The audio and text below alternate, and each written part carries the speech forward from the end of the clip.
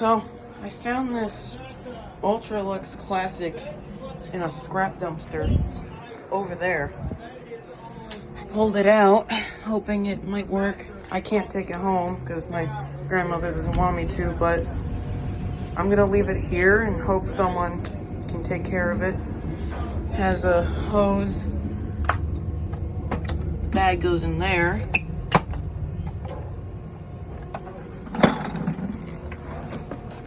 That's the on switch or something. I don't know. It has a retractable cord.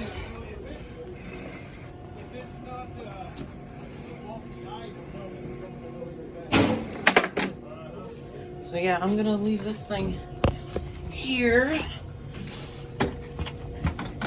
and hope someone can make a good use out of it.